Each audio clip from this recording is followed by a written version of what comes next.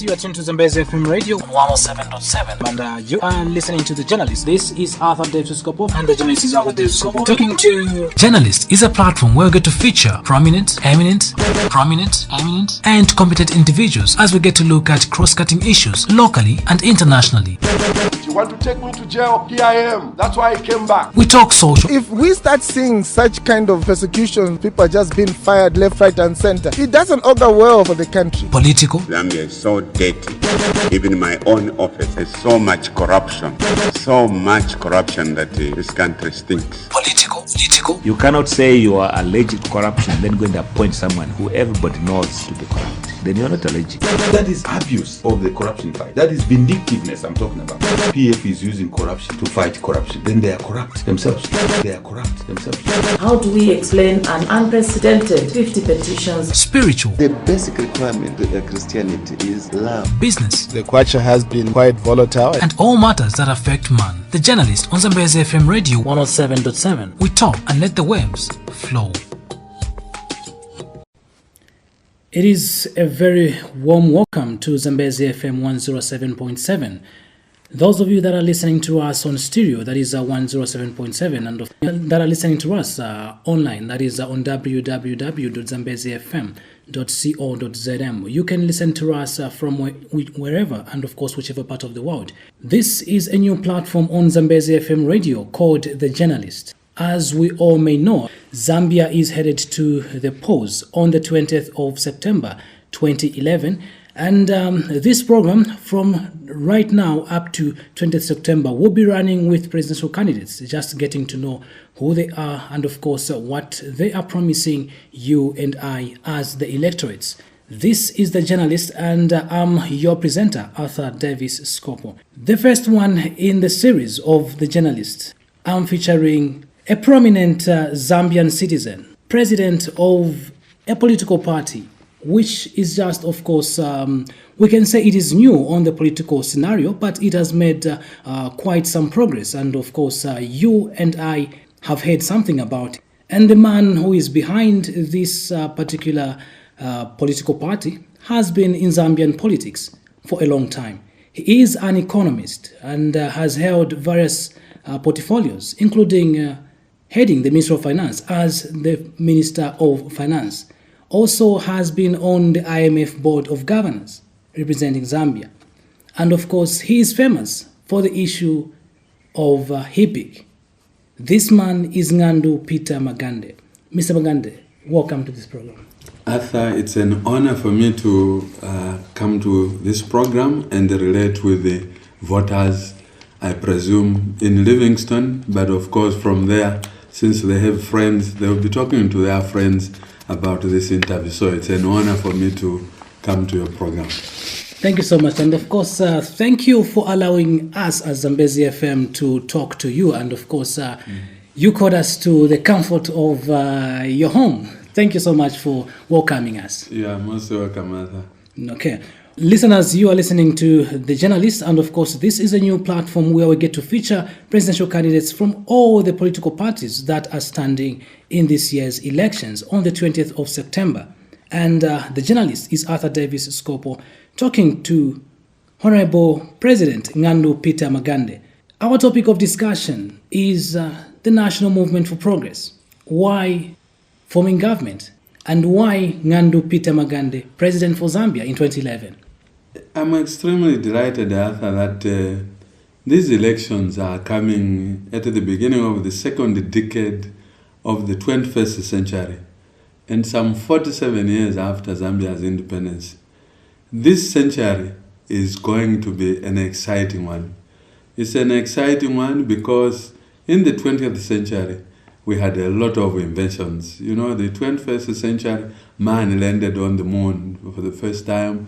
21st century, there were discoveries in terms of medicine, discoveries in terms of ICT. The real explosion in ICT in the 20th century means that now the stage is set for any country, even for any individual, to move ahead. And I felt that as I was working in the Ministry of Finance and National Planning, the kind of information which was coming before me, the young people that were coming and saying, I have an idea, I want to do this. The kind of information I was getting from friends like in Botswana or in Jamaica and saying, we are doing this. In Rwanda, we are doing this in ICT. I said to myself, this country has the opportunity for really a big leap into the 21st century. I was hopeful that after preparing the 5th National Development Plan, after preparing Vision 2030, that we are going to continue in a smooth manner, that we are going to implement these projects. But as you recall, we had a disaster. We lost our president before he even completed his term of office. So for me, it is this interaction with the community, local community, the international community, that really gives me the hope that Zambia at the moment is ready to move forward. But as you recall, Zambia was getting minus 2% growth in the 90s because we were going through a crisis. The beginning of the century, from I think the time that late President Mwanawasa took over, we started sorting out our issues. We sorted out the country's balance sheet, we sorted out the debt, we sorted out governance issues. We are about to sort out corruption issues because everybody was beginning to believe in the president and in his team. Unfortunately, that was not to be. And when I was removed from MMD and the government, a lot of you people started questioning, what is it that somebody is looking for now? Here is a person who has been 5.5 years in a job. He has cleaned up most of these issues of corruption. The Minister of Finance, we are paying suppliers on first come, first served, which is a normal way. And then before that, we had a big debt. People are being paid on the basis of who gives what 10% and so on. And then when I was left out, and as you came to ask me, some of the people said, you cannot be just enjoying your luxury here. To me, this house is perhaps 100,000 times bigger than the house I first built in the hills of Namaira in the 1950s. So to me, I have moved as an individual. I'm enjoying my life. But Zambians said, no, you can't, because there are still people who need you out there. And therefore, I challenge them that they should form or formalize their request by forming an organization. And really, the movement was started as a movement. In very awkward places, Lundazi, Mwenulunga, marketeers at Soweto, marketeers in some market in Kitwe saying, coming to me and saying, we want you to stand in 2011. And I took the opportunity. So this wasn't your own idea to come up with a political party? No, it wasn't actually. It was my idea to have a kind of legal body within which I was going to continue to relate with the development of the country. So in fact, these people applied to register the National Movement for Progress as an NGO, and they appointed me a patron. So I was going to continue to deal with the economic issues, but as a patron of a progress party, of a progress movement. But then somewhere around February, they were told that they can't be registered as an NGO. Yes. And when they asked the civil servants, they said, no, there is a view out there that this is a political party for Mr. Magande. And if really he wants to go into politics, he should come out in the open. You register this organization as a political party. And clearly, Arthur, the day that they came to my house with a certificate, which was now National Movement for Progress Party, I wasn't even aware they had succeeded in doing that. They just said, here is a certificate. I said, but I'm a patron from an NGO. They said, no, now you are a president for the party. So to me, this has been really the way I have seen my leadership. I have risen from an economist going up to Minister of Finance. In all these jobs, Arthur, I never applied. I was Secretary General for ACP, looking after 71 ACP countries and 15 European countries. All that happened this day in 1996. The government minister called me and said, come, there is a job at Brussels which we want you to go to. So I have been privileged that people have been identifying me as a leader, and they have given me challenging opportunities. And I'm taking this again as a challenging opportunities. What is different now is that while I have been a minister, I have been at Lima Bank, I have been at finance, as a director of budget, director of planning in agriculture, PS for any ministry that you can mention. I was in defense, looking after national service. This time around, I will be at the helm of the statesmanship of Zambia. And therefore, I see the opportunity that I'm being given, that once I'm there, I will now say, this is what I saw in another country. Why don't we try it here? And only like I was saying, cattle diseases in Zambia, in southern province in particular, next door, a neighboring country has wiped off cattle diseases. They are using technology. So I challenge the young people who are actually saying, come along. I said, what is the theme for the party? And our part is technological advancement and progress and prosperity.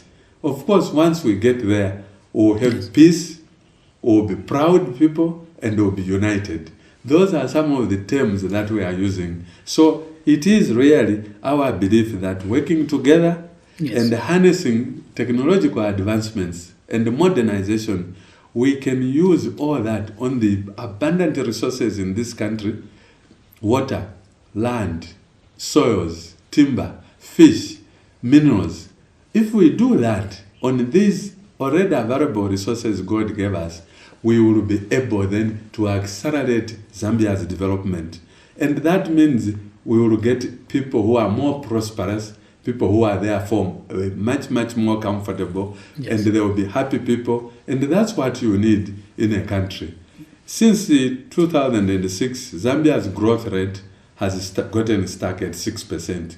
And that is really where I say something has gone wrong. It means somebody who is in control of the dynamics of development has forgotten some formula.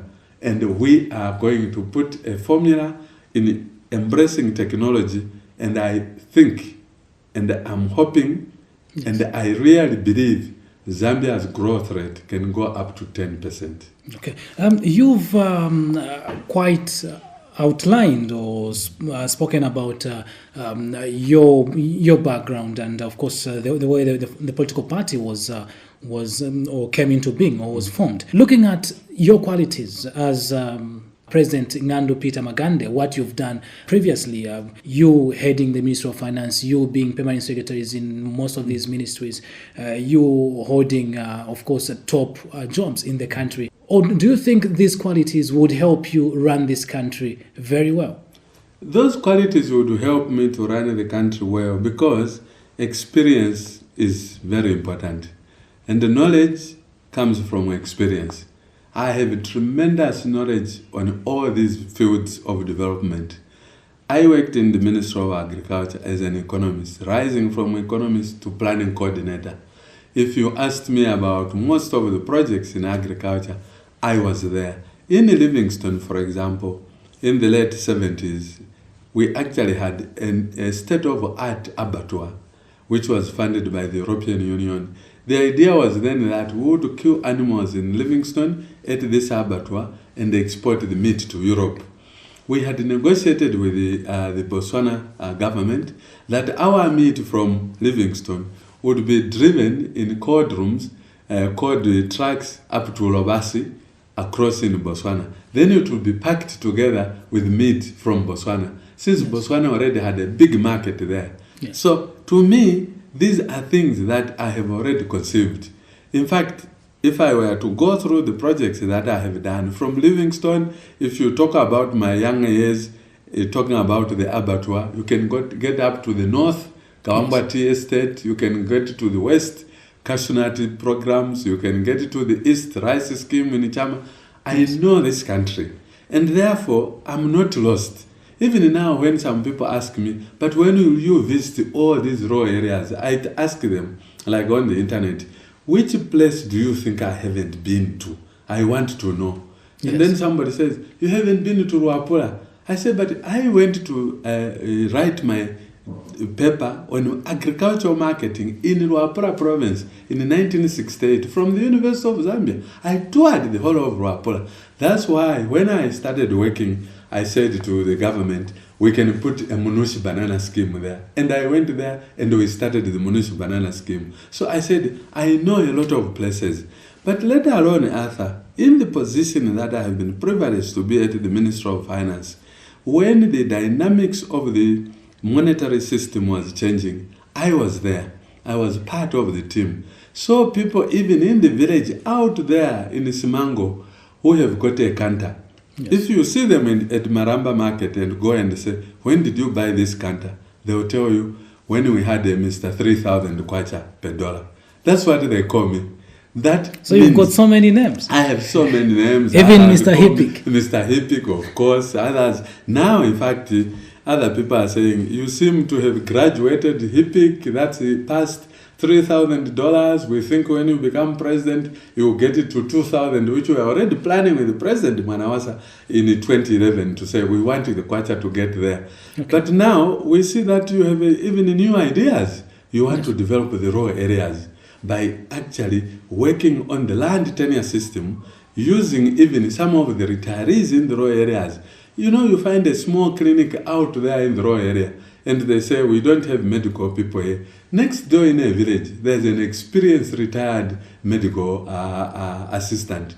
Why can't we use those people and just tell them, every 3 days in a week, you come to this clinic and attend to the people? That way, we are going to continue to tap on these retirees and their experience to work. So because of these ideas that I have in technology, for example, I was very crazy about computerization. When I was at the Ministry of Finance, I recommended that we reduce the customs duties on computers. Yes. And that's how you see all these computers coming in. So people now have nicknamed me a factory of ideas.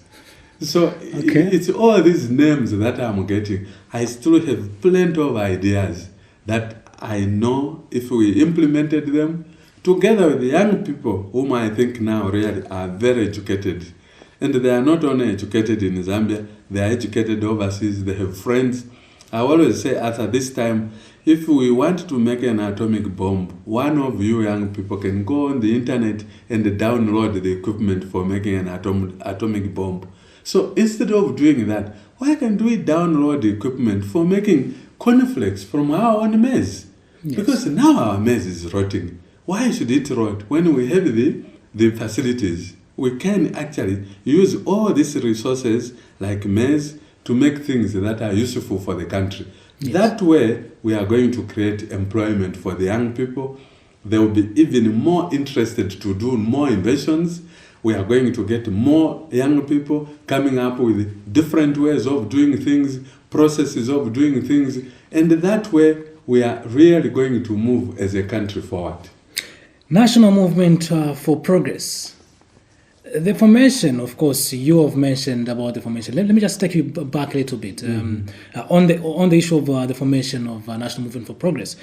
When it was brought to you that it was registered as a political party, right now we've got, I think, about 35 political parties that are on record. Why didn't you just probably join these other existing political parties that you found on the scene rather than adding to the number of political parties? Of course, I know it is your democratic right, Mr. President. But why didn't you just join these other political parties and just to join forces and form maybe a coalition with these other political parties? In 2003, Arthur, when President Mwanawasa asked me to join his government, he asked me. Yes. I didn't apply. He told me that he had been president for 2 years and he had come to learn of Zambia's problems. And he said, I know these problems now, but I haven't found a tool to use. So I said, Mr. President, if it's not for your individual benefit, it's for the nation. I have been a public servant for a long time. I'm a Zambian. I just came back from 3.5 years of working in Europe, the best conditions that you can find. I'm prepared to join you. But after I have said yes, because I told the president, by the way, I have to go and consult although you are giving me this job, I have to go and consult. And he just looked at me. I came to consult, and actually my wife even said, what kind of chick is this? You are asking the head of state to wait for a decision, and he has given you a job. I said, yes, I presume this is a lawyer, he's democratic, he has to make an offer, which I'll consider. Yes. When I went back, I said, I accept, Mr. President, but your letter of appointment, you must spell out what you want me to do. What are the issues that you want me to handle? And clearly, after 2 days, after my swearing in, by the way, during my swearing in, he said, I'm only appointing you because you are a Zambian, but I am told that you are also a skilled Zambian. That's how he put it. He knew that I was actually working in UPND. I was advisor to late Mazoga. Okay? And he said, as we were beginning to conclude my appointment, I don't care what political party you belong to, but I know that you are a patriot, you are going to help your country. So when I got this letter and looked at what was in there, the question of our poor relationship with World Bank, IMF, the international community, the question of civil servants having problems because of the budget overruns. Yes. We had just gone through a terrible period, I think, when we had a drought. And the President Manawasa, if you recall, he was being offered GMO food and he refused. He says, no, I have enough soil here, I have enough water, I have enough farmers, I can grow my own food. When I looked at that, I said, this makes sense. And I dealt with the problems as identified by the leader. Now, I'm answering your question. Why should I follow somebody, or why should I follow anybody who doesn't seem to spell out what he wants to do for the Zambian people? So when I was expelled from MMD, Yes. which MMD, I was a founding member in 1990-91. When I was expelled, I said, I will take time to look at the manifestos of all the parties which are there. And I went through them. One of the things that I didn't find in any one of them was the question of how to deal with the poverty in the rural areas. And for me, that was important because all the information from Central Statistical Office showed that while we are developing the towns, there is poverty out there in the rural areas. But then in the rural areas, that's where we have the resources. That's where the fish is, that's where the water is, the land is, the soil is, and then you have a larger population in the rural areas. So when I looked at the manifestos, I discovered everybody is talking about we'll give free education, we'll give free fertilizer. But you don't realize that the fertilizer that is being given free, because of the acidity of the fertilizer, the productivity and the yields from the farmers, the small-scale farmers, in fact, who have limited land, the productivity is going down, the yields are going down. So they are getting less and less. In our manifesto, we are talking of technology. Yes. We want to embrace user-friendly technology, environmental acceptable technology. So for me, I decided that once this political party came in, we have to use people that are experienced, that have knowledge in these things, to come up with a different way of doing things. And that is why you will not find what we are dealing with in our manifesto in other manifestos. And our manifestos is not just a speech which I gave as a Minister for Finance. No, it says even in terms of Zambia, as a nation, as a country, yes, we are getting divided. There is a lot of polarization of people, either because there are too many NGOs or there are too many political parties. So we have to get all these people into a frame of mind where they will begin to believe that we are all Zambians. We are each other's keeper. We have a chapter in our manifesto, National Identity and the Unity. We have a chapter in our manifesto which says technology. And we deal with the technology in a different form. We are looking for inventors in Zambia. If we can have the young people to invent things, we are saying we'll protect their patents through intellectual property. And that's very important because I know there are young people with ideas. Yes. Only 2 days ago, I think in one of the diaries, they were talking of this, I think it was Fabian Maplanga, who has invented a heater. And when I saw this myself, I said, how many of them are there? So in education, we are not talking about putting up walls.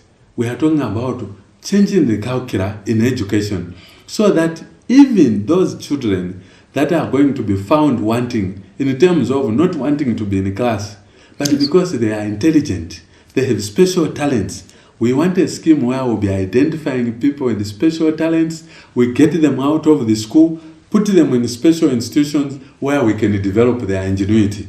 And that, to me, is nowhere in any one of the manifestos. Okay, maybe just quickly run us through some of the key points in your manifesto that you are saying that they are not amongst these other political parties. Maybe just outline them for us.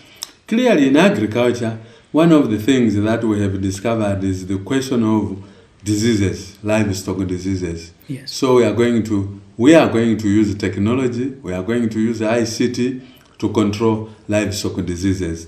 In terms of cropping, we want to reinforce the God's own fashion that in certain areas you don't grow certain crops.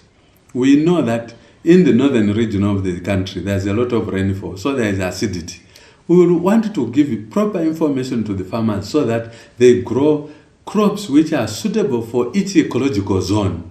You can't take a crop which can not withstand cold temperatures and take it to Choma where you have -2 degrees at times. Because if you put bananas there, like we have been trying at our farm because we like bananas, every time they get scorched from the cold. That is what we look for. But in agriculture also, a lot of farmers make money, and when they make the money in their farms, they come and invest it in towns. They go to Maramba and look for a relative with a small house, they extend it and they start getting rent. We are saying, no, you people have land in the raw areas. One of our really novel ideas is that around every social infrastructure like a school, yes, we are going to designate land which is titled, so that when this teacher retires, that terminal benefits he gets, instead of taking it back into town to build a house, he wants him to build a house there which government will rent for the teachers who will be working there. It simply means then when a teacher finishes his work, he retires in a neighboring village, he has property, on rented property, which will give him and even his posterity income. These are new ideas. We are looking to education and the skills. Maybe just before you touch on education, on the issue of agriculture, we've heard sentiment, or we've heard comments that Zambia has recorded a bumper harvest for 2 consecutive years. Yes. And what is, if at all you came into government, I mean, we've been hearing of stories, I mean, the government failing to buy these maize, the crop, yeah. Yes, from the farmers. Yeah. If you came into government, what are you going to do about that issue? What we intend to do in agriculture is that we want to encourage agro-processing industries in agriculture areas. In Ruapura, there is already a scheme to produce palm oil. So we hope we put an industry there that will process this into oil, which then we can eat. We know that there is a lot of cotton in Mumbwa. We know that there is a lot of tobacco in Rumezi, in Eastern Province. We want to make sure that the cotton in Mumbwa does not leave Mumbwa as just lint. We want it to leave Mumbwa as cloth. That is how we are going to create employment in the rural areas. So we'll have incentives for industries that are going to set up in the rural areas to use agricultural materials for processing into final products. That already is a scheme that we are thinking of doing. Now, the question of maize, like I have already said, yes, our kids love cornflakes. I also love cornflakes. But cornflakes, Arthur, is maize flakes. Yes. So why don't we make maize flakes out of our maize? Instead, we let it rot to an extent that, in fact, in Kalomo, in Zimba, in Eastern Province, they were burning the rotten maize. It was so rotten that not even pigs could eat it. Why can't we make livestock feed so that we can improve our livestock husbandry? So we have a lot of ideas in agriculture of what we want to do. We want to improve the management and the use of the abundant water in Zambia. We have 45% of SADC water. but it's all running going down. Yes. We have 1 in Akambala. Why can't we have 10 in Akambala's country? Thank you so much, Mr. President. Maybe now you can move to the issue of education. In education, in your we feel yes. that there's something wrong with the current education system, where a child finishes grade 12, they can't even write a letter to their parents. We want to change that. People must come out of school and be useful. We have a problem. A child comes out of grade 12 and you are asking them, where do you get mangoes? And the first thing that comes in their head is ShopRite. Okay? Mangoes don't grow in ShopRite. Survival skills mean that you must survive if there's a problem. My grandchildren now, even if I left them under a mango tree, they would not be able to have mango because they think mangoes are from ShopRite. They are not from the trees. So we want to change that. Children who are now growing up in, for example, in the Lumwana area, in the northwestern province, they go to a river and they found the water has turned red. And all they do is rush home and they say someone has been killed there. But they don't know that actually it could be uranium which has slipped off into the water. Now, those children there, we think they must be given elementary information about the nature of their environment, so that when they see this phenomenon of red water, they will immediately say, this is what I learned. I think there is uranium here. They will not be running to say somebody has been killed and there is blood in the river. Yes. The children that are coming out of the Zambezi Valley, we have a lot of fish in the Kariba Dam, but they don't know that there is wealth there. There is fish there. There is a carpenter there. So part of the syllabi for those children must be to tell them, where you are seated here, you'll be billionaires. Because inside this water, there's millions of tons of carpenter, which you can even export. By the time they grow, they will have this survival instinct to say, even if I don't go to the University of Zambia, if somebody can help me with a fishing net or a rig, I'll be able to survive. So we are looking into an education system that is going to impart survival skills to our children. But later on, we have all these training institutions which were started during KK's days.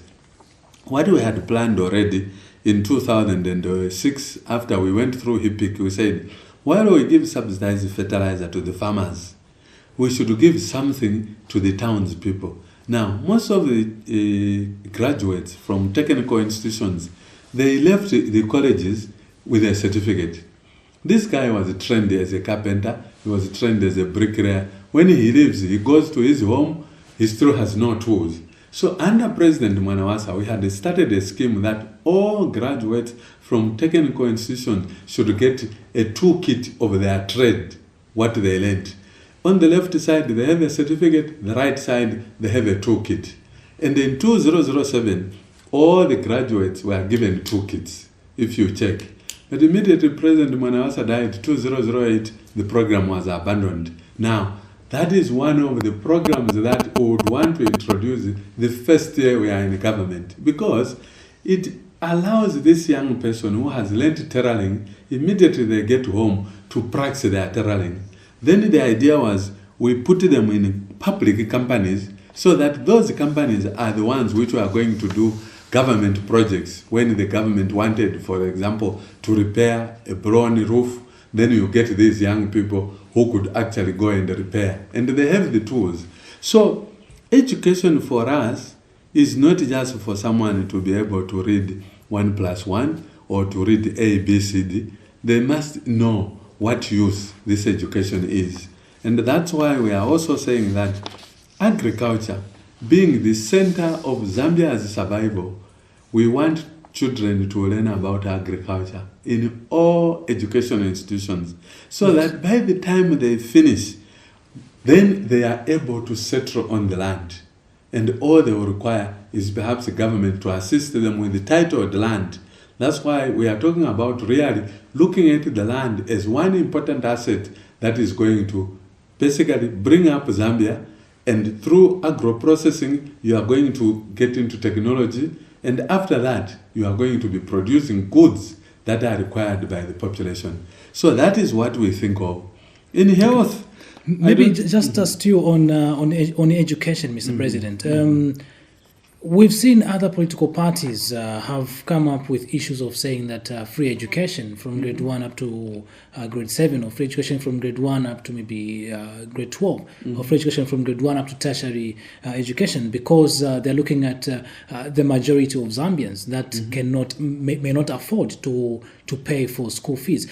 Do you have any policies of such nature? We have said we are going to provide free education for the first 9 years of education. But mind you, I have already said we are going to have a program of talent identification. So if we talk about talent identification, we will continue to identify the gifted children from grade 1 and siphon them into a different kind of educational system. Now, at grade 9, we would like to be selective. Those that really have passed, those that are clever, then they will continue. The others who might not be too good, someone might not be too good in mathematics, they can go to trades institutions. And then we are saying, those who come from families that can't afford, we are going to have a program of looking after the vulnerable children, but those that can make it. So we want to be able to distinguish, instead of just saying, everybody will move on up to university. We are saying at one point or another, we must have a selection system which is going to say, yes, you are clever, you have passed very well with 9 points, your parents, using a system of social protection and identification, your parents can't afford this. The government is interested in you becoming a doctor. It is going to give you a scholarship to continue into university. So we have these programs. But for me, really, even if we have these programs, if you don't deal with the question of the syllabi, you don't deal with the question of, for example, the conditions of service for the teachers, then you can't work it. If you don't deal with the problems of not only classrooms, but even the equipment. You know, right now there are countries which already are giving laptops to school children. Yes. And that is being done by one of these philanthropists, Bill Gates, because he says, I want everybody to have a computer. Now, unless you deal with that issue, that our kind of situation now is that our children are more intelligent, quicker than ourselves, because we had a different environment, then you are going to get everybody in school and they come out and they are not as useful as they could have been.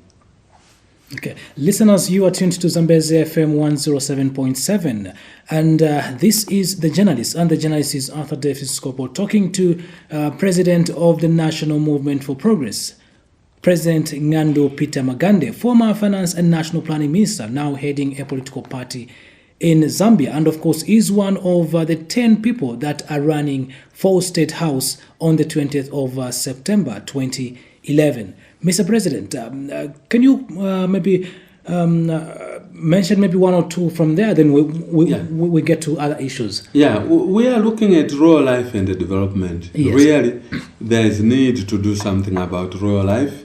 Like we are saying, we can't believe that even where pylons, for example, from Victoria Falls, pass through a village in one of the rural areas, and we have a road next door, the people you find there are still called poor. Why? When there is electricity, when there is a road, they might even be on the best soils in Zambia. Why should they be poor? Therefore, these are the people that are being left out of the development, that out of the economic growth which is going now. And we want to look at how can they be assisted to use the assets which are there. So there is a chapter called Rural Life and Development. We are looking at public finance and planning. Of course, that is my area of interest, and since I just came recently, and the people have been saying, why don't you tell people you are going to find a lot of money? I said, finding money is the easiest thing for me. I know where public money is. I know, and I can get it. There are people who are not paying appropriate taxes. There are people who are paying too much taxes, like the employees, single employees. And therefore, once we get this money, what are we going to use it? We are saying that planning must be decentralized. As a result, we want to reinforce the organs of planning at district level, if possible even going up to ward levels, so that each specific area can identify its comparative advantage, identify the resources which are there, and therefore start dealing with those issues which are easier for them. And sometimes people say, but in Western Province there is only sand. You know what I would like? These scientists, these technicians, the young people, someone has to find a use for that sand. God can't have given us just sand in a place. We must find something to do with it. If there is nothing that we can do with the sand, I suspect it's like in the Sahara Desert, in other countries, Libya, Egypt, there must be oil underneath. So even that requires exploration. So we are looking at trying to get planning in terms of development, which is segregated, not one size fits all, no. And therefore, we intend to separate the planning function from the finance function, so that we have two different ministries. The finance ministry is going to handle the issues of what do you do with the foreign currency, for example, the exchange rate. You know that there is a need for the Bank of Zambia to become a developmental institution, so that it starts talking about inflation targeting. It starts talking about exchange rate targeting, so that when the exchange rate is going a little bit out of line, they must intervene. And we know that this is done in other countries, even developed countries. So that's why we want to separate these two. The planners must continue to plan. They must look for the assets. They must talk about the water and so on, the land. And then from there, somebody is there just to work on the currency. Somebody is there to work on the taxes to realize more money. Then from there, we have items which call citizens' participation and empowerment. Yes. That's a big chapter in our presentation. Citizens are not fully engaged and they are not fully participating in the economic and the social activities of this country. And we want to come up with the schemes where we will say this particular trading activity, it's just trading, selling and buying, should be done by Zambians. Just yesterday I was talking to somebody and I was saying, I don't know why. Look, there are now so many oil companies selling oil to Zambians who have bought so many cars. Why can't these Zambians be the ones to sell oil to themselves? There are foreign companies which are just bringing oil in tankers from outside the country, selling it to us. That's a trading thing which anybody can do. Why can't our people get involved? Yes, we have technology in the mining industry, but if you went to any of these mines, the people that are working there, the qualified people are Zambians, but they don't own anything. They don't own part of the mines. Why can't we get them to own part of the mines? Of course, because the mines are already there, that will require negotiations. But I know that there are other minerals which have not been exploited. We want our government to assist the Zambians to start mining operations. We have an item which we call national unity and identity. Yes. We want the Zambians to be identified. By what? By their mannerism, by their discipline, by their democracy, by their development.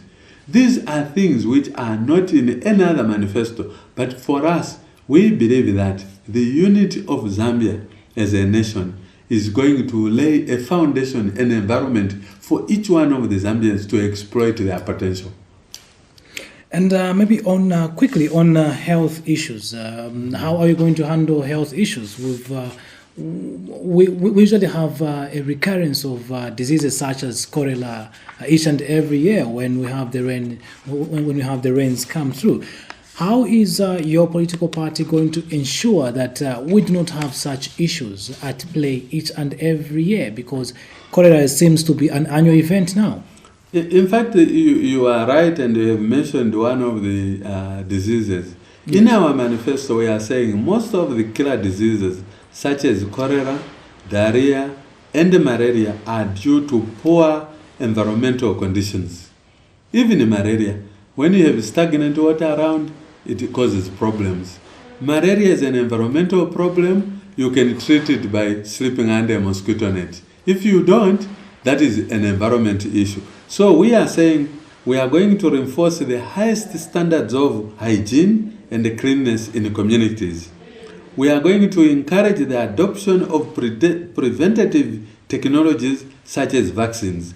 Between vaccines and environmental cleanness, we can actually eliminate most of these diseases. And to us, we are saying this doesn't require any complicated foreign currency or any complicated equipment. It required mind change, mindset change. And that is what we intend to do. You mentioned one issue of ministries, that under the Ministry of Finance, you are going to come up with 2 ministries. Maybe just from that, how many ministries do you intend to have once you get into power? We have not dealt with the organizational arrangement once we get into power. You know why? It's because most of the people in my party have never been in the government. Where will they start to think about these things? And therefore, to us, once we get into government, we want to use the civil service which is there now to explain what is happening. Even the civil servants who are there, the issue of separating finance and planning, I'm mentioning it because we already had made a decision under late Mwanawasa that we are going to separate this, because after we removed the debt burden, we discovered that the most important aspect now was development planning. It was no more looking for money or going to negotiate debt. But for me, I really would not say we are going to have 20, 15 or 12 or whatever it is. That is going to be determined by a critical analysis of what are the issues we want to deal with. But if for when example, will be that, Mr. President? Because on the 20th, we'll be going for elections. And if it happens so that you go through, how much time should the Zambian people give you? For me, that is what I call the settling period. During the settling period, even you know that the president himself has to be inducted. Yes. You have to be taught how to walk on the red carpet. You have to be taught when to get the salute. You have to be taught what a 21 gun salute is. Of course, me, I know all these things because I have already done that. I have actually even walked on some red carpet when I was at ACP. Some countries felt I was so senior, they gave me a red carpet. But all this thing is part of the induction. And with the people that are now in government, some of them are highly experienced. They've been in those ministries for some time, but they are frustrated that when they want to make a proposal, somebody doesn't pick it up. Let me tell you about the changing of the syllabus at the Ministry of Education. We have a whole curriculum development center there with very educated people. They know exactly what is wrong now with our current syllabus, but they can't change it because this has to go through the minister, cabinet, and come up as a government policy. So for us, really, the question of the structure of government for now, it is not so much an issue which we have taken up. What we are taking up are the issues that we have to deal with. If it means we have to have a ministry for rural development, we are going to create that, because that's what we are saying here. If it means we need a ministry for technology and modernization, we are going to create that, because our manifesto already is indicating in that direction. But the ministries, the way they are created, you go to parliament and you get authority, I think that won't be a difficult thing, depending on what really we want to do as an organization chart. One critical issue that Zambians have been struggling with is the Zambian constitution. Yes. Recently, we just had one which couldn't make it, which flopped.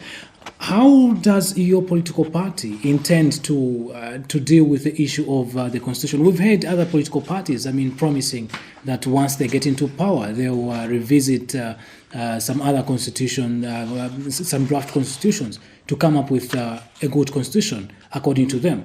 Even the current government, they've said that if at all they'll win the elections, they will still go back and reintroduce the failed constitution in parliament. What is your position as an MP? Our manifesto has clearly identified that, and we are saying there is problem or challenges in constitution making. We have made it clear. There are challenges in separation of state powers. There are challenges in democratization. There are challenges in anti-corruption, decentralization, and the effective delivery of public service. Our strategy says we are going to implement an open and accountable process for concluding the formulation of a new draft constitution. That is how we put it. We want a transparent, accountable process that will involve the Zambians that know how to draw a constitution to get involved and come up with a user-friendly constitution. Now, that means really, when you are doing any project, the way I'm a project officer, you look at the past, at the present, and conceive the future. So it simply means this process will take into account that there have been proposals before in constitution making, and recently there was even a failed process. Where have we gone wrong? And what constitution do we want to come up with? I know, Arthur, that some of the people who are advising the NCC as we are doing that constitution actually have advised other countries who have moved forward and have implemented new constitutions in the last 12 months. So these are Zambians. Why? And that is why we are talking of citizen participation. Even in thinking, there are people who want to exclude others. Even in simple processes like that, there are people who want to exclude others. We are saying we want to tap the educated manpower in Zambia to develop this country. And we believe that our experts in lawmaking can come up with a constitution that is going to be user-friendly and to develop this country in terms of the laws that will come out of that constitution that are going then to inform what kind of programs and projects the government must implement. Okay. Mr. President, you've mentioned much of your works in the Mwanawasa government. And of course, you've mentioned late President Mwanawasa in your issues there very much. President Mwanawasa was very committed in the fight against corruption. And of course, that is what many people have known him of, and even the international community. What are you going to do as a National Movement for Progress on the issue of corruption? Yeah. Clearly, we hear that Zambia right now has got some good levels of corruption, if you may put it that way. No, in fact, I don't say, in fact, you hear. I have experienced. Yes. You are at a traffic roadblock and the people ask you for lunch at 8 o'clock in the morning before you pass through. You go into a supermarket, a hardware shop, a young person is asking you for lunch so that they can give you 1 additional meter of a pipe. Yes. That is corruption. It's not only in government, it's even in the private sector. And we are saying this destroys the moral fiber of a community. But beyond that, that chap who is giving you 1 meter of piping, he's destroying that shop. 6 months down, when you go there, you find the owner has closed the shop because he's making a loss. So we are saying really, 1, we want to establish a code of conduct to be observed by the public workers. That is not negotiable. We want to make sure public workers have a code of conduct which says you will not do this, you will not do this if you are providing services to the people. We want therefore to make sure that we work on the institutions of anti-corruption now, and we are going to make sure that we facilitate their operations by properly funding them and giving them the facilities that they can investigate issues. We are going to look at the possibility of bringing new laws for anti-corruption, because really, unless we curb this problem, you are going to continue finding that your money is there, the revenues are there, even when we start getting proper taxes from the mines, but the product, what comes out of there, is not commensurate with the expenditure. So I want to say that I have been a person who has really been fighting corruption, starting with myself. I have said I will not be corrupt in my work. I will not take something that I don't deserve. I will only be paid for what I do. From there, lucky enough, when I joined President Mwanawasa, like I told you, at the Ministry of Finance, the ministry had lost the respect and the confidence of the public because it was perceived to be corrupt. Like I have already indicated, payments of suppliers, it was not done according to any formula. It was who you knew in the ministry. I worked there with the officers and we put a system which people became comfortable with. So these things can be done. And other people have had, in fact, very strong laws on anti-corruption. Just recently, I think it was in UK or America, where they were saying they were passing a new law to make giving a bribe a very serious offense. In Zambia, perhaps getting a bribe, we think it's a small thing. But if today you give me a bribe for this interview, what will stop me next week when you come to say, now you give me even a bigger one? And that destroys yourself and myself. Then we start having this interview, not on the basis of the information you want, not on the basis of the information I'm giving, but on the basis of how big the bribe is. And that destroys the professionalism of what you want to do. So really, it can't be a difficult issue for us, because I personally have been involved in measures of curbing corruption in the public systems. Zambia right now has been rated or has been reclassified as a middle-income country, a lower middle-income country. Mm-hmm. And according to the World Bank's report, it is due to the stability of the government and the copper prices and other issues. According to the Vision 2030, of which you were, of course, part of forming that Vision 2030, you planned for Zambia to become a middle income by 2030, but it has come 19 years earlier. What is your view on this particular issue of Zambia becoming a middle income country? And if you came into government next month, how are you going to ensure that Zambia remains there or gets up to a higher middle income country? Well, Arthur, I still keep both the copy of the Vision 2030 and the Fifth National Development Plan. The word which you are missing, and which even the government people are missing, is prosperous middle income. Prosperous. If you go to Vision 2030, prosperous is even written in a different form to middle income. We knew that with the debt forgiveness, with the kind of investments we wanted to do into Zambians through the Economic Empowerment Fund, that Zambia's growth in terms of GDP, in terms of gross national income, was going to increase. And depending on what happened to the population, Zambia was going to attain middle income much earlier than 2030.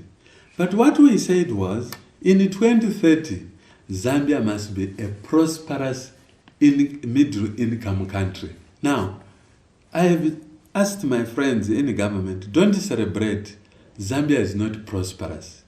Because if Zambia was prosperous, what we mean is Zambians would have wealth. They have not attained that. So the middle income status is just the cost, the value of the products that are made in Zambia in dollars divided by 13 million, which is the population. But that 13 million population, we are saying 80% of them are still poor. So Zambia has not reached the prosperous middle income status. It has only reached the middle income status. And what my government will do, by the programs that we are talking here, by the programs of introducing technology, looking after and creating young companies with young people, we are going to get this prosperity in Zambians' hands. It will be in Zambians' pockets. Then that is when we'll be saying we are a prosperous middle income country. So that is the difference. So it is not like the prosperous middle income has come much earlier. No, there is a prosperity which we must get by involving the Zambians. That's why we have an item saying citizens' participation. And for the citizens to participate, we will empower them. We are going to go to the Bank of Zambia and say, these commercial banks, the interest rates they are charging are too high. You must have a monetary committee that is going to set the limits between lending and borrowing rates. We intend to do that. We are going to go to the people that are growing cotton and say, if you can't sell your cotton now, what you do will help you to start a cotton ginning plant. From there, you go up the way to make a clothing factory.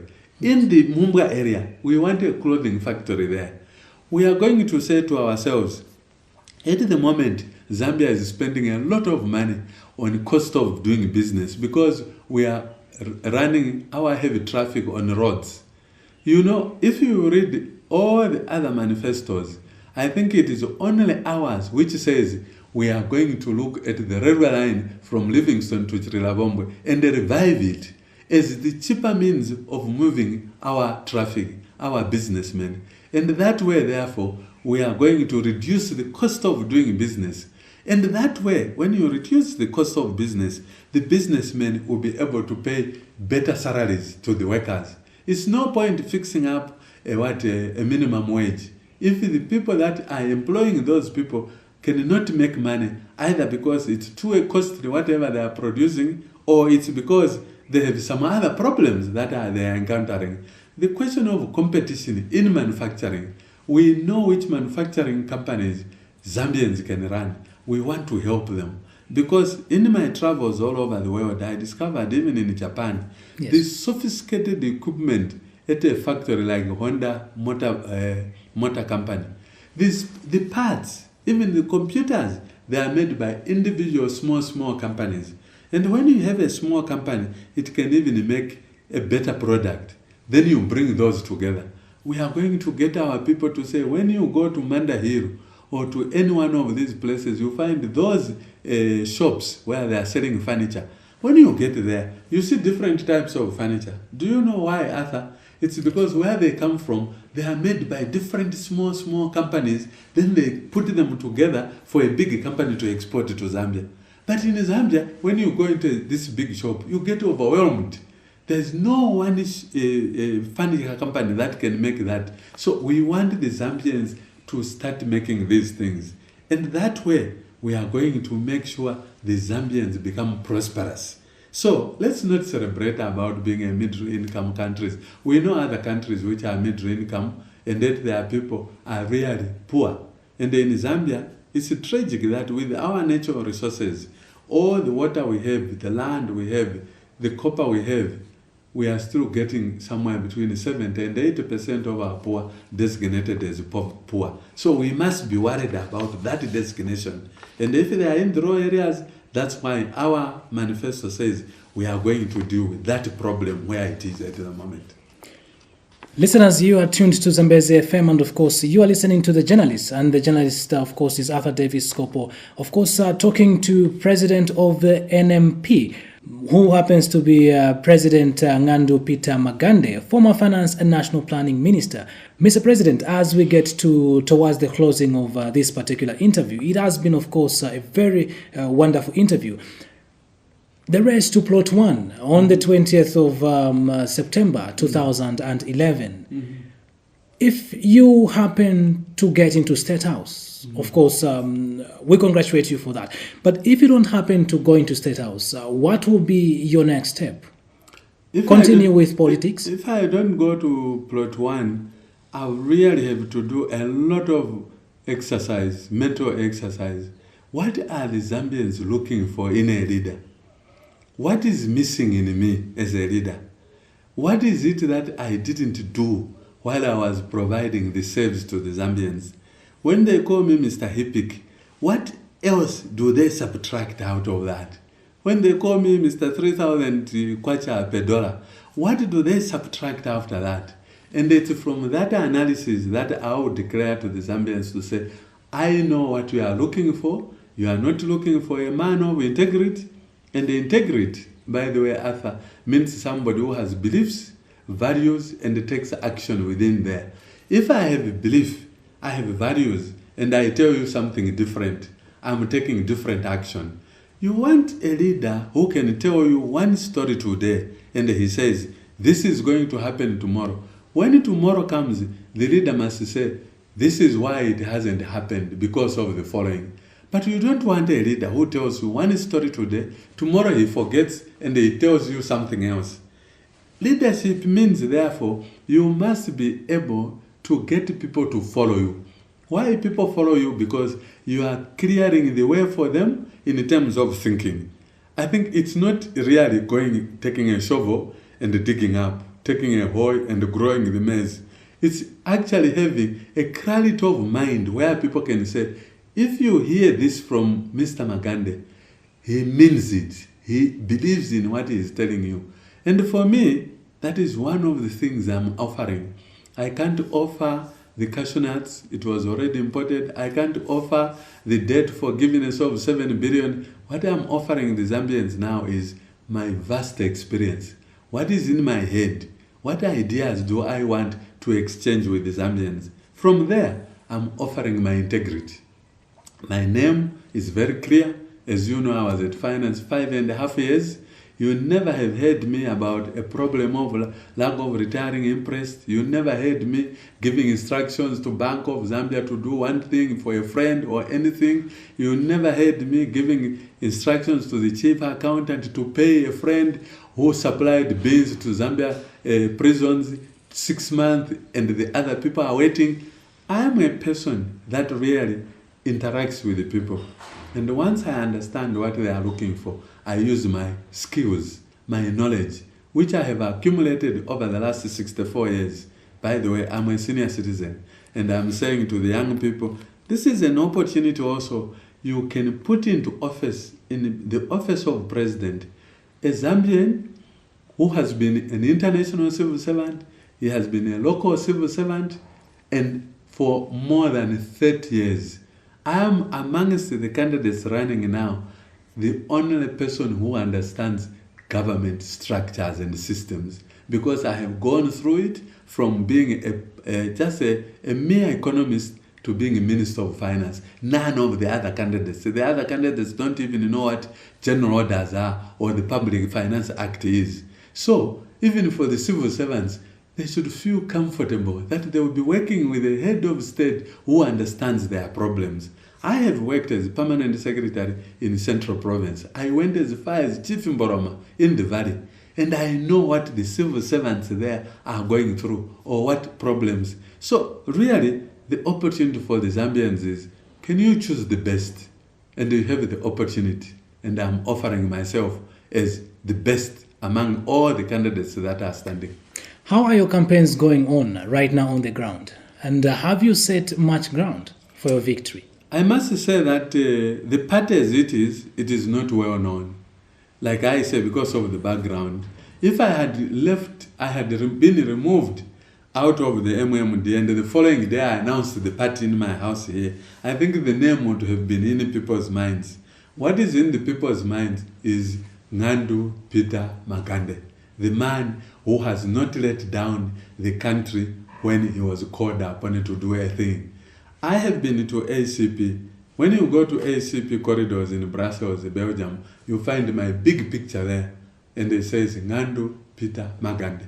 Do you know what comes to mind when people see my picture there? The Cotonou Agreement. This is an agreement between Europe and the ACP countries, which we concluded in 2000 when I was the chief advisor for the negotiators, and it's for 20 years.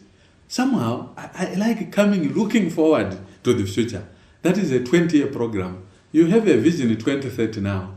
The 5th plan is over. There's a 6th plan. Yes. But vision 2030, it's up to 2030. I was there. I was part of the team under President Manawasa. So why would we want really to leave this person? So it is not a question of which party is known better.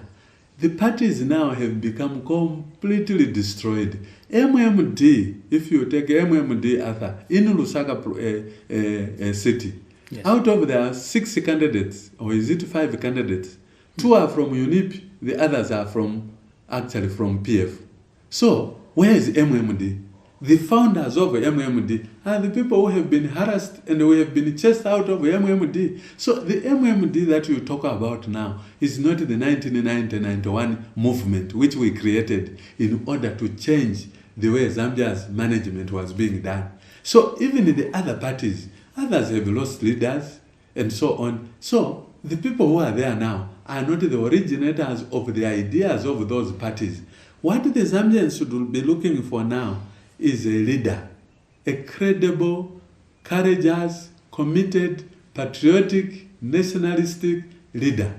And that is found in ANDU Peter Magande. You find it, even if it's not me who has written some of the documents, who say this is a credible man because he was able to do this.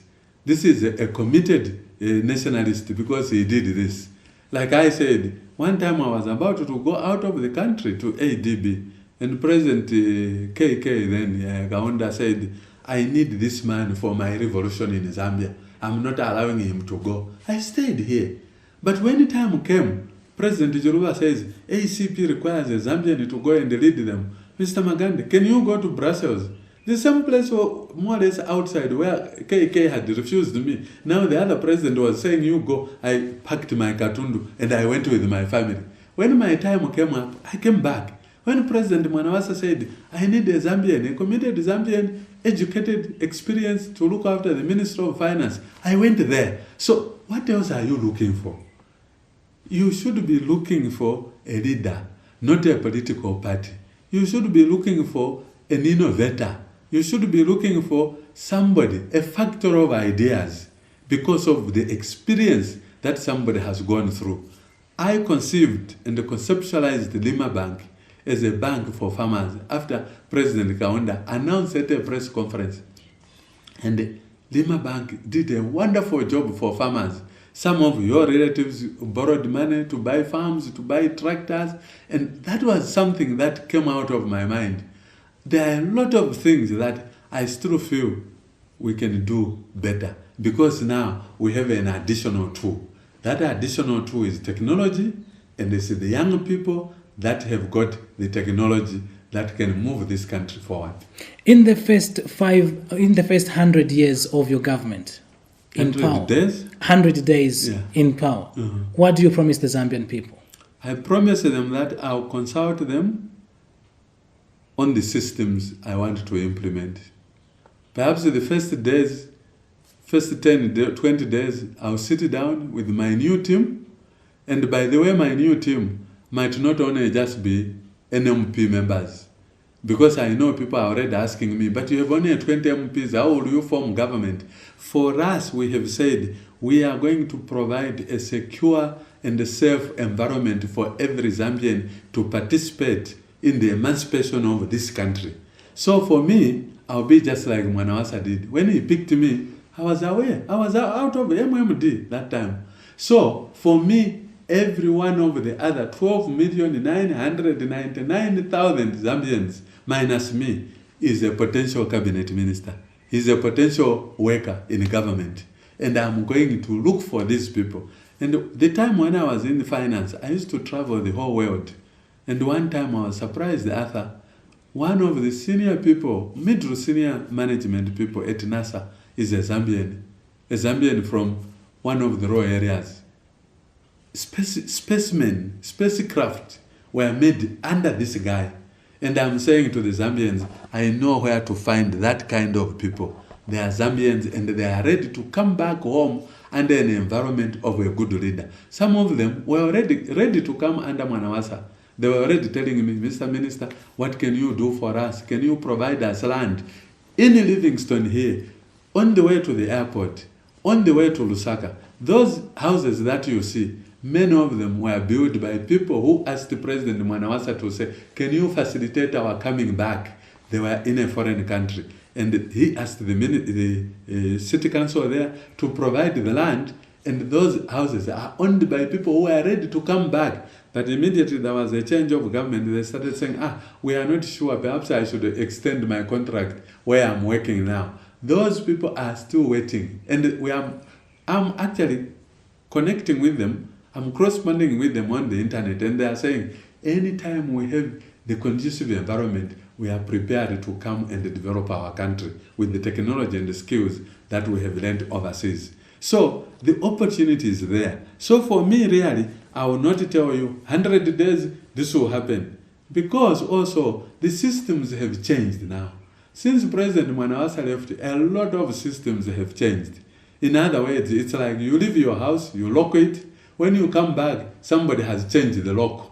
For you to get into the house, you have first to remove that lock, which is different, isn't it? Yes. So I'm saying to myself, a lot of things have changed. Look at the government now. They are talking of single sourcing, big contracts. We have to change that. That means I have to look at the tender procedure. Did they change the national tender procedure law? If they change the law, it means I still have to go to Parliament. I still have to have somebody to draft a proper law to take to Parliament and reverse what has happened. They removed the abuse of office provision in the anti-corruption thing. I told you, anti-corruption is one of my kind of interest. It's my hobby. Now, for me to change that, I have to go back to Parliament and put it back. Because I found it when I was joining the civil service in 1971. Why have they removed it now? And I don't even want their answer. All I'll do is I'll just say, this was good for proper and accountable management of government. Therefore, we are going to reinstate it.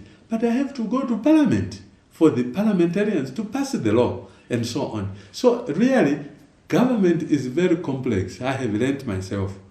Looking after 71 member states and going to 15 European countries. Sometimes in these countries where I was going, you find there has just been a military coup in an African country. And they tell you, but you have to go and talk to the president. Because now, because of these changes, the Europeans will stop helping this country. When you go there, you have to be a diplomat. It is not an issue of just saying, when I become the boss. By the way, the president is not a boss. He's a servant of the people. I want to be a servant of the people. And if you are a servant, you don't just start sweeping and rearranging furniture in the house. You have to consult the owners of the place. And therefore, for me, I would tell them, once I am there, the day of my appointing my cabinet, I will say, now I'm in control. The next 100 days, this is what I want to do. For now, I'm telling the Zambians, I want you on the 20th of September. As you see those 10 pictures there, look for this picture.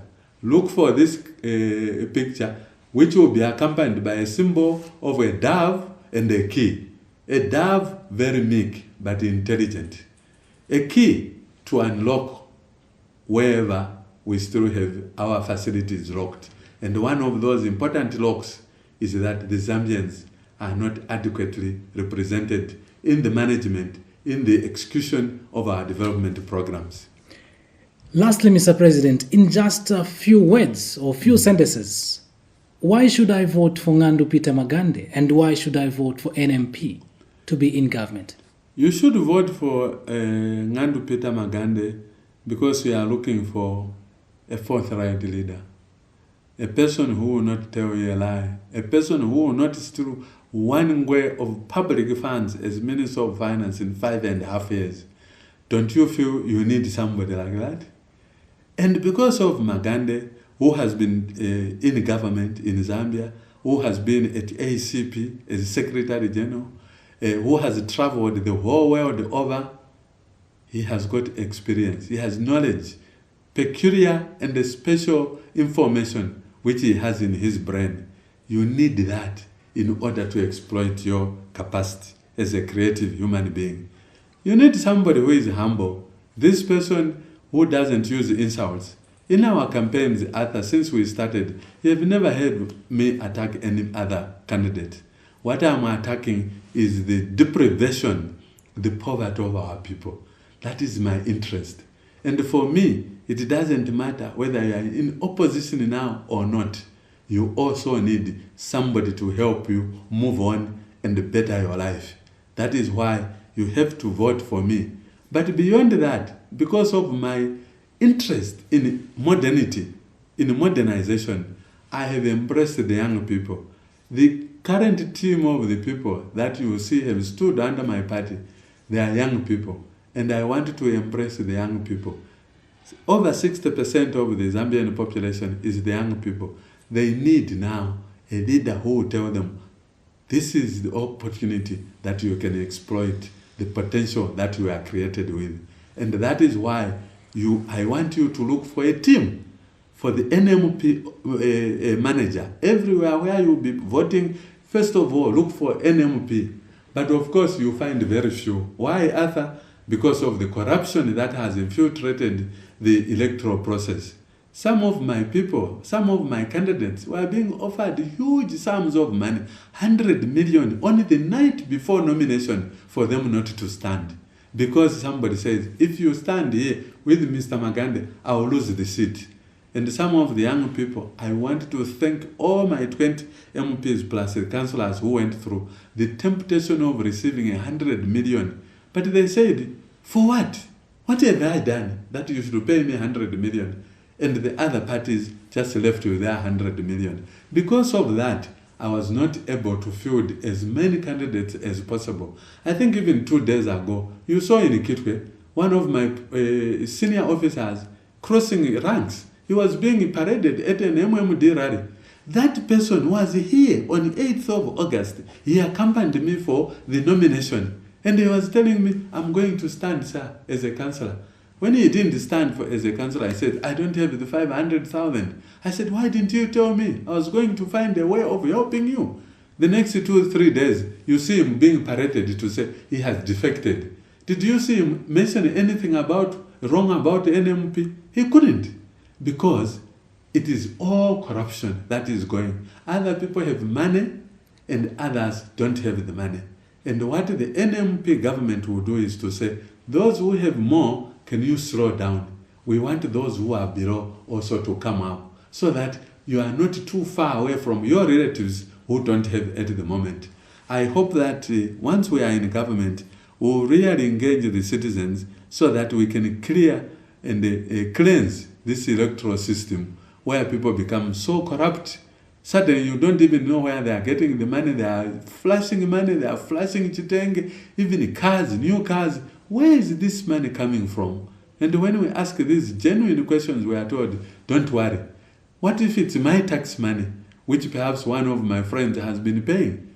What if it's money which should have bought ARV? There's no medicine in the hospitals. So really for me, I want to say to the Zambians, they can redeem themselves from what has happened in the last few years when I think the government system is breaking down by now putting in place a leader who is forthright. I know people sometimes say you are too frank, and I have said, but that is the only truth I know. I'll bring out the truth. If you don't like it, tell me, but I will not change. Because I believe me and you and the other person, we must come together. And we are saying, as part of our slogan, working together, we shall prosper together. Mr. President, on a lighter note, who is your closest rival in this year's race? Now, I have told you, Arthur, that since I started the campaign, you don't hear me talking about individuals. So that shows you that I have no time to analyze the other people. I have time to analyze my relationship with you and with the other Zambians. So when you ask me who is your closest rival, I must now start sitting and say, who is the worst person between me and the other person? So I have no time for that at all. For me, but my closest rival... How do you rate yourself, Mr. President, if at all you don't look at other political, other contenders in the race? Precisely. Yes. I have told my officers that your competitor is the Zambian who has a vote. Win his heart. And on that day, win his hand, which is going to mark an X on your name. It is not the other people. If anything, I have been saying, when people say, we want to remove Arabi from office, I said, how do you remove Arabi when you have only one vote? I have only one vote, and that vote is reserved for myself. It's not reserved to go and mark it on somebody else's name. So even when I win, and Arabi is out of the office, I'll tell the old man, it wasn't me who voted you out. It was the Zambians. Those are the voters. So for me, I really have no time to compare the other people. All I have is to deliver the message. Mr. President, thank you so much for according us this opportunity. And of course, we wish you all the very best on the 20th of September. Thank you very much, Arthur. But apart from wishing me the best, I wish you could promise me your vote also. I need it. Thank you very much. Well, listeners, you have been listening to The Journalist. And of course, the journalist is Arthur Davies Sikopo, talking to President of the National Movement for Progress, that is President ANDU Peter Magande. Until next week, when I bring to you another presidential candidate on Monday, stay tuned to Zambezi FM and God bless you all. Kenyans, you are tuned to Zambezi FM Radio 107.7 and you are listening to The Journalist. This is Arthur Davies Sikopo and The Journalist is Arthur Davies Sikopo. Talking to Journalist is a platform where we get to feature prominent, eminent, and competent individuals as we get to look at cross-cutting issues locally and internationally. If you want to take me to jail, here I am. That's why I came back. We talk social. If we start seeing such kind of persecution, people are just being fired left, right and center, it doesn't augur well for the country. Political. Zambia is so dirty. Even in my own office, there's so much corruption that this country stinks. Political. You cannot say you are allergic to corruption, then go and appoint someone who everybody knows to be corrupt. Then you're not allergic. That is abuse of the corruption fight. That is vindictiveness I'm talking about. PF is using corruption to fight corruption. Then they are corrupt themselves. How do we explain an unprecedented 50 petitions? Spiritual. The basic requirement of Christianity is love. Business. The kwacha has been quite volatile. And all matters that affect man. The Journalist on Zambezi FM Radio 107.7. We talk and let the waves flow.